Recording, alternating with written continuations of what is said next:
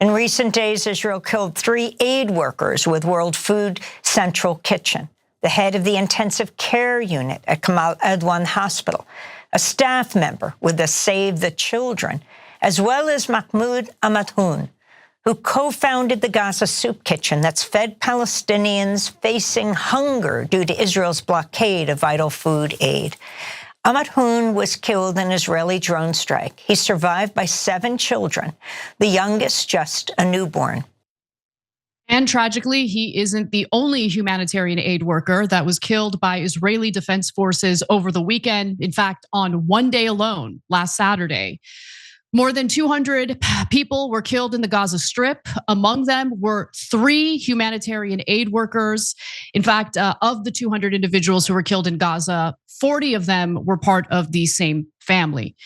Now, before we get to some of the details about the airstrikes that were conducted by the IDF over the weekend, I also think it's important to just give you some details about what the IDF has been building in the Gaza Strip. Now, the New York Times is reporting that it does appear that the IDF has been building a buffer zone and they have been expanding military bases in the Gaza Strip. In order to do so, they have destroyed more than 620 buildings to create said buffer zone. But when the New York Times asked the IDF why they had demolished the buildings, they gave the same answer that you can expect from them. It's the answer that they give every single time. They lied and said that Palestinian militants were using the 620 buildings they destroyed as lookout posts and hiding places.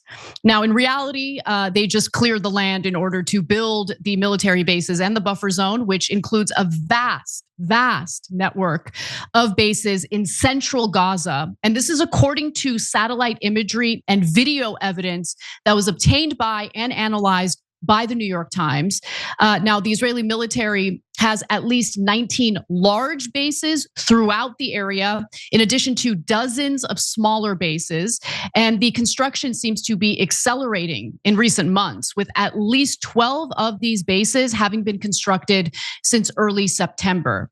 Now, also according to the New York Times, Israeli military analysts say the increase in infrastructure along the Netzarim, which cuts across Gaza from the Israeli border to the Mediterranean Sea, has given Israel the ability to regulate travel across the length of the enclave, keeping hundreds of thousands of displaced Palestinians in the south.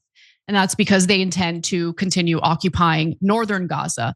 Now, in recent months, the Israeli military has extended its power over territory on either side of the corridor, roughly 4.3 miles wide and 4.3 miles long, to make it easier for Israeli forces to hold on to the area. So remember, we also had previously shared details about how Israel has taken control of the so-called Philadelphia corridor, the border between Gaza and Egypt, thus completely trapping Palestinians into this tiny area of land. And previously, there were some Palestinians who were allowed to leave through the border with Egypt in order to get medical care and medical treatment. That has basically been cut off entirely. And I want to show you this visual that's been provided by the New York Times, which shows just how much territory Israel is planning to essentially snatch away from the Palestinians as part of this so-called buffer zone. Around 50% of the strip will now be taken over by the Israelis. Now, Avi Ditcher, who is an Israeli government minister, said that Israel was going to stay in Gaza for a long time. He also told reporters in Jerusalem, quote, "We are definitely not at the beginning of the end because we still have a lot of work to do." Another individual, retired brigadier general with the IDF by the name of Amir Avivi, who has been briefed on the Israeli government's plans, says the following: "Withdrawing and separation are no longer options. That's why they're building all of this. At the end of the day, the facts speak for themselves." So, Cenk, they're not really hiding the ball here. They're making it abundantly clear that the intent here is to essentially permanently occupy this part of the Gaza Strip while also having complete control of Gaza's border with Egypt. Yeah, there's a couple of things you said in there that are so telling. So, first of all, in the beginning, people just believed it because it was in mainstream media. that, oh, they're just targeting Hamas, and Hamas happened to be in that building, or Hamas was not found in the building, but maybe they were in the tunnels underneath the building, or maybe they were looking at it, using it as an outpost. But all 620 buildings in that area?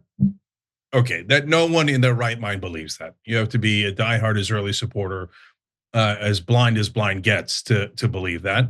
But okay, let's say that you believe that ridiculous piece of propaganda, and you said, well, my God, coincidentally, they had to destroy every building in that 4.3 square mile that Anna explained to you. And by the way, now they're expanding it to 12 miles long because they're in charge. So they're going to take more land. And this has always been about taking land. I'll come back to that. But how about Al Mukraka village? It's a village also in that corridor. And there's 10,000 people. Oh, correction. There were 10,000 people in that village. They raised tomatoes, cucumbers, and lemons, and that's how they sustained a living there. Every building in the village has been destroyed, and people say that in the beginning they used to go back to check on their land, their homes, but now going in there at all is risking your life because Israel will kill anyone that goes into that area. So this isn't about Hamas. This is just about taking land. Now, again, Israeli apologists will say, oh my God, they had to take more Arab land. Like they did before. They had to take it in 48. They had to take it in 67. They had to take it in 73. They have to take it now. They have to keep taking more and more and more Arab land, not because they want to take land and put settlers in there like they have with the 700,000 settlers in the West Bank, not because they're looking to keep this part of Gaza, and not because they're going to evacuate everybody in the southern Gaza and just keep all of northern Gaza. Oh gosh, no. It's all for security and self-defense from an attack that happened over 13 months ago. So none of this is about self-defense. Self-defense ended 12 months ago, 11 months ago, however long you want to go back. This is just about Israel brutally, ethnically cleansing Gaza. And yes, I'm going to use the word steal, because that is exactly what they're doing, stealing more Palestinian land in prelude to stealing even more Palestinian land in keeping all of northern Gaza. And now it's become absolutely indisputable as they have destroyed every building and the villages in that area to seize the land for themselves, exactly as we had warned you. Yeah, in fact, Cenk, you're not the only person saying this. Activists in America or activists in the international community aren't the only people saying this. Over the weekend, a former defense minister for Israel made clear that he believes that Israel is currently conducting war crimes and carrying out the ethnic cleansing of Palestinians in the Gaza Strip. And I appreciate the fact that he came out and said that, because that is the truth. And it's important for people to hear that from an Israeli who served in the Israeli government. But when it comes to that very topic about the ethnic cleansing of Palestinians and the insane brutality that they're dealing with here, I want to talk about what happened over the weekend with some of these airstrikes. So in a single day, last Saturday, more than 200 people were killed in Israeli airstrikes, as I mentioned earlier. Among those 200 people were 40 members of the same family. Now, Intercept reporter Prem Thacker reported on that on December 1st. He put this out on December 1st, indicating that in the 2 days prior, Israeli forces had killed 3 World Central Kitchen aid workers, killed a Save the Children staffer, killed a Gaza Soup Kitchen chef, killed an ICU director, attacked and killed hundreds of displaced Palestinians, and shot a 10-year-old girl.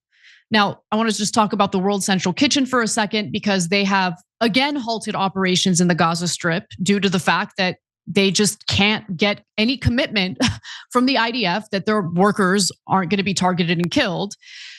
And remember, we had previously reported about the 7 World Kitchen workers who were targeted and airstrike to oblivion by the IDF months ago, and that same activity happened over the weekend. So the IDF's justification for targeting a world,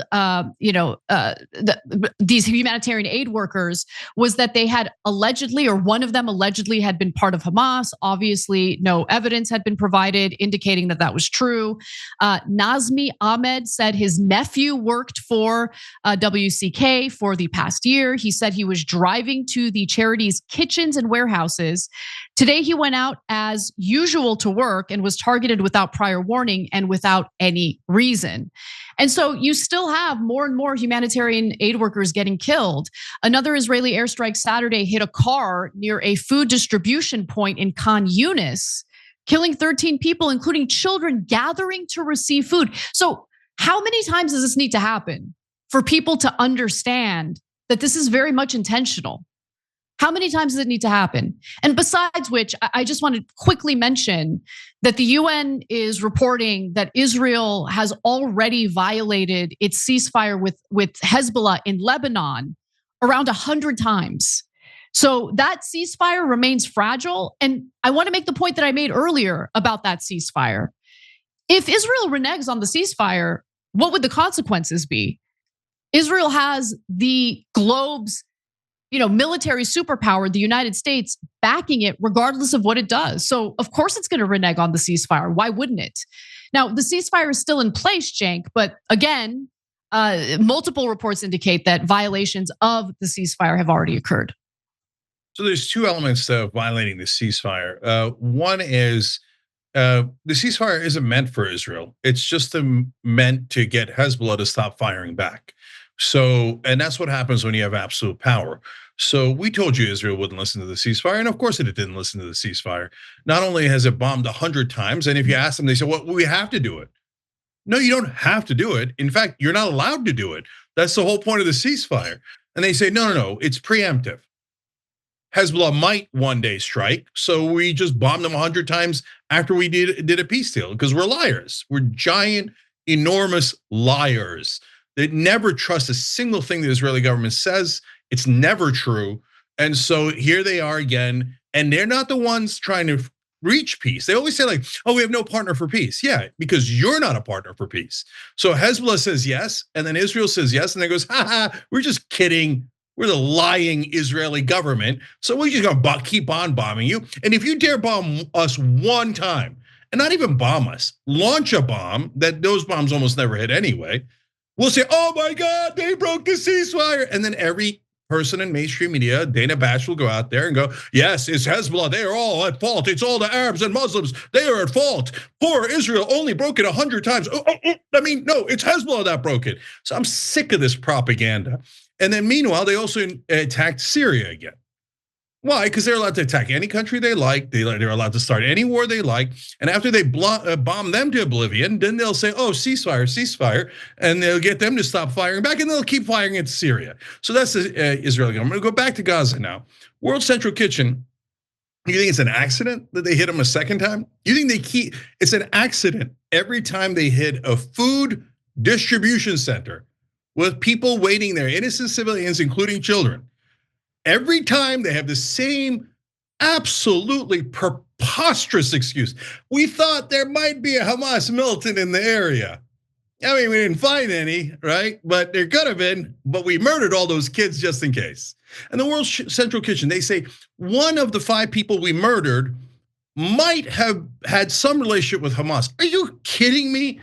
If you told me one of the people that the government just killed might have done something wrong, but the US government killed 4 innocent people at the same time. Well, like one guy might have done an armed bank robbery, but we killed them all.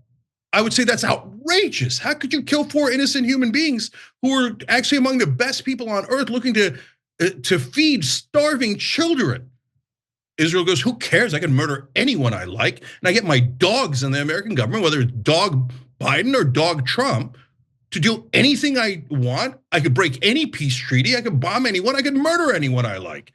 And that's the out of control Israeli government. There is absolutely no excuse left for Israel at all. It's an open air robbery. It's like the beginning of Pulp Fiction, where they just scream to the world, this is an effing robbery. And so that's what they're doing now. If you're still making excuses for them, look, understand that when those bombs land, those children are lit on fire or their body parts are exploded into God knows how many pieces. How many videos do you have to see online of parents picking up body parts of children before you realize Israel is not the good guys? The current government of Israel are the terrorists that are starting all of the violence. They're the terrorists who occupy millions of people and enslave them for their own economic benefit, and then now propose to steal more Arab land. It's disgusting, it's colonial, it's imperial, and they are definitely the bad guys. And if you think my beloved Israel can do no wrong, you're blind, absurd, and unfortunately, as it breaks my heart, immoral, deeply, deeply immoral to say constantly murdering human rights workers and healthcare workers and children is what the moral guys, the good guys, the moral army would do. No, it's what disgusting terrorists would do.